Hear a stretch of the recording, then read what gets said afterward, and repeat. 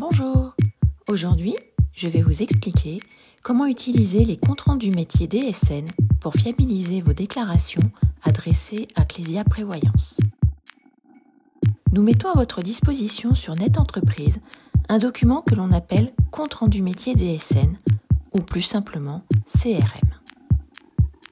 Il précise en premier lieu le statut de votre déclaration.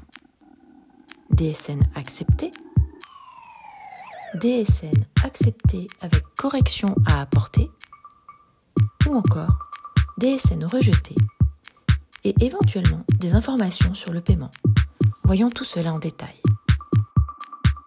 Le statut DSN accepté signifie que votre déclaration respecte les informations de la fiche de paramétrage et que nous allons donc pouvoir en exploiter les données. Néanmoins, même si nous ne repérons pas d'anomalies, des incohérences peuvent subsister. Pour y remédier, déclarer distinctement les contrats prévoyance et santé, peu importe la population, faire cotiser un salarié sur la bonne catégorie, renseigner des montants de base assujettis reflétant les éléments de rémunération. Le statut DSN accepté avec correction à apporter indique que votre déclaration comporte une ou plusieurs données qui n'ont pas été correctement déclarées. Les CRM font ressortir les anomalies qui peuvent concerner les codes délégataires, les références contrats, les codes population et leur cohérence avec les références contrats associées, les codes options, les bases assujetties ou encore les cotisations établissement. Ces anomalies peuvent bloquer l'intégration automatique de vos DSN dans nos systèmes.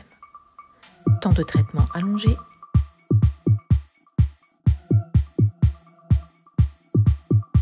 cotisation mal ventilée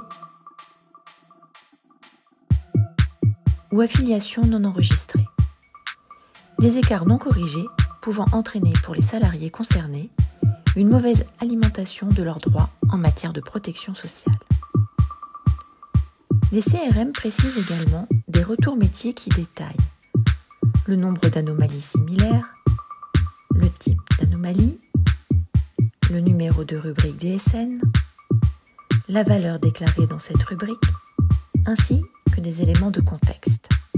Pour rectifier une erreur, vous pouvez reprendre votre fiche de paramétrage DSN.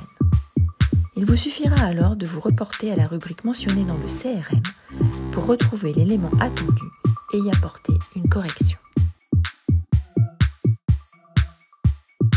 Si votre DSN a comme statut DSN rejeté, cela signifie que nous ne pouvons pas intégrer votre déclaration. Deux cas sont ici possibles. Premier cas, nous n'avons aucun contrat en vigueur. Vous devez alors avant tout vous rapprocher de votre interlocuteur commercial et ne pas envoyer de DSN avant la mise à disposition de la fiche de paramétrage. Second cas, une absence de code délégataire. Les contrats de l'entreprise peuvent être gérés par un autre centre de gestion. Vérifiez alors votre fiche de paramétrage et ajoutez le code délégataire dans votre logiciel de paie. Le compte rendu métier vous communique aussi des informations supplémentaires. Si votre DSN comprend un règlement par prélèvement CEPA, le CRM confirme le montant du prélèvement. Il s'agit d'une simple information.